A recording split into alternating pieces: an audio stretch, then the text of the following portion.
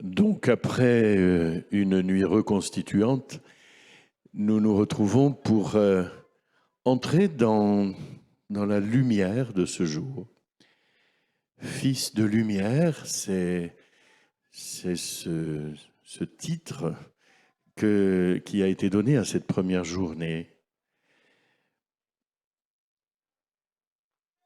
Je suis toujours frappé de voir que les gens qui rentrent dans la basilique me disent mais la statue qui est là-bas, là, c'est bien la statue des apparitions. Enfin, ça représente bien ce que Benoît a vu. Hein. On aimerait tellement avoir une vidéo des apparitions. Vous voyez, il faut que tout soit visible, palpable, mesurable.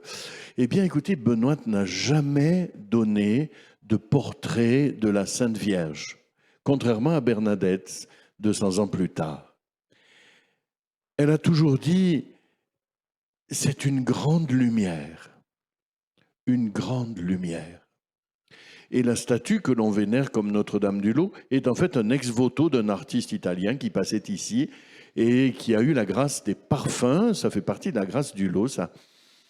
J'en ai rencontré des personnes comme ça qui ont été tout d'un coup, mais assaillies de parfums puissants. Et cette grâce des parfums, ce signe de l'amitié de Dieu, eh bien cet artiste l'a vécu du vivant de Benoît. Et en reconnaissance, il a offert la statue que l'on vénère comme étant Notre-Dame du Lot.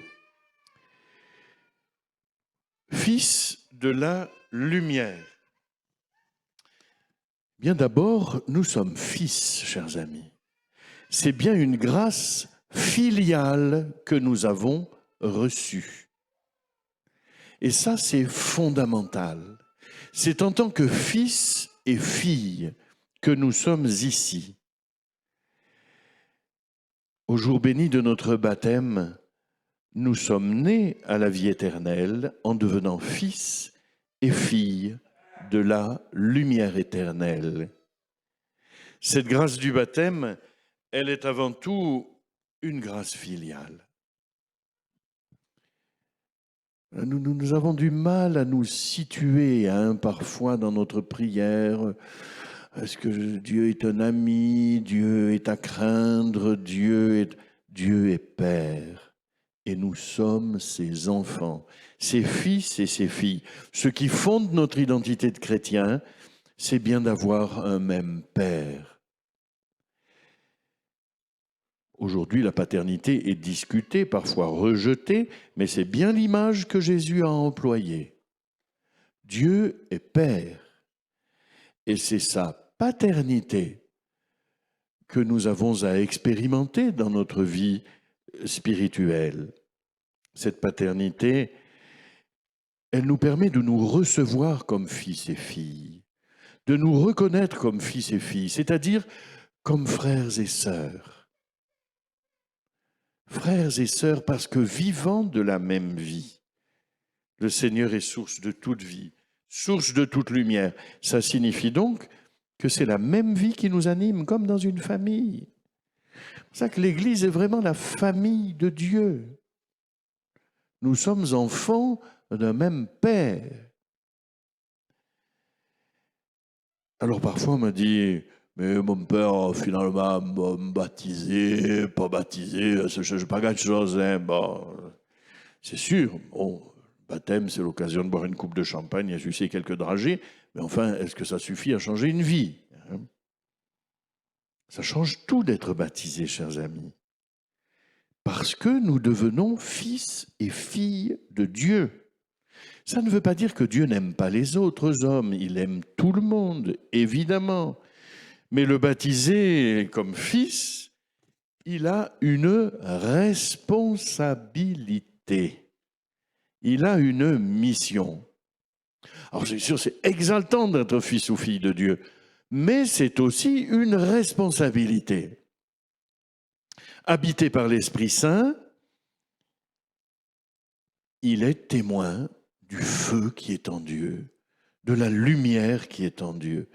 Et voyez-vous, donc, nous sommes fils et filles. On n'a pas choisi d'être fils et filles de nos parents. Nous sommes enfants d'un même Père. Voilà. Donc, Dieu donne, Dieu commence par donner, Dieu commence par se donner. Il est don de lui-même, don éternel, don total, source intarissable. C'est l'expérience de la Vierge Marie à l'Annonciation. Elle se découvre comblée de grâce, fille du Père. Elle est tout entière accueillante au don de Dieu, tout entière livrée à la lumière, livrée à la grâce. Cette grâce sanctifiante, cette grâce qui fait les saints, qui est notre grâce, cette grâce transformante.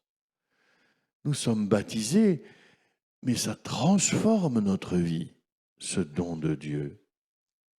Et cette grâce fera de Marie la mère de Dieu. Tout est là.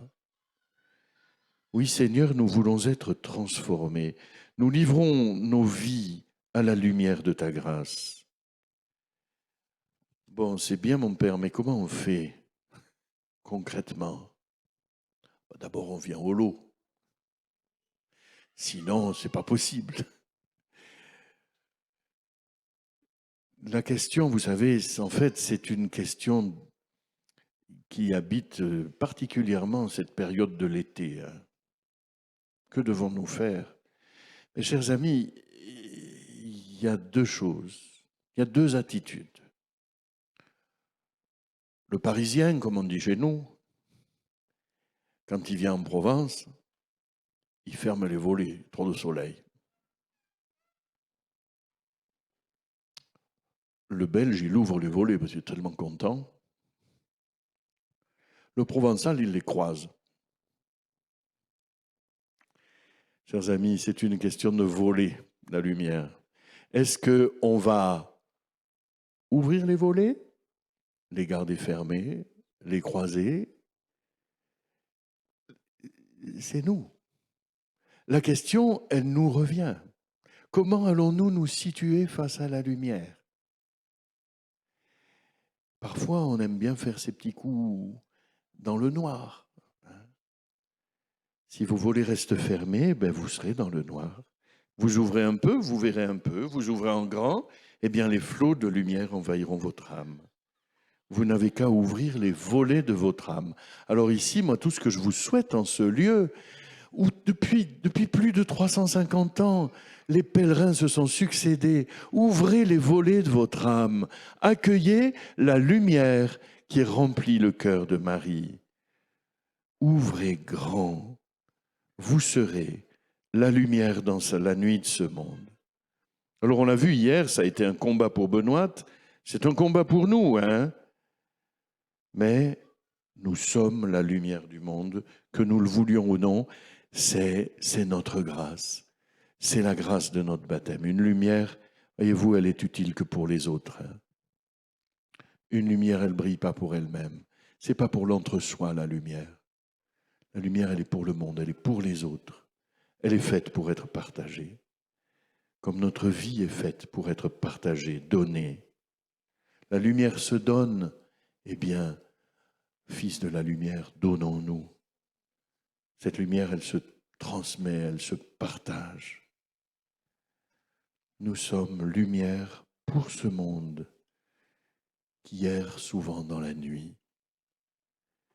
Béni sois-tu, Seigneur, pour cette lumière qui va éclairer en particulier notre journée, cette lumière si pure, si claire de nos Alpes, qu'elle rejoigne le fond de nos âmes et qu'elle demeure en nous pour que, lumineux et ardent, en descendant de la montagne, nous puissions partager la lumière à ce monde.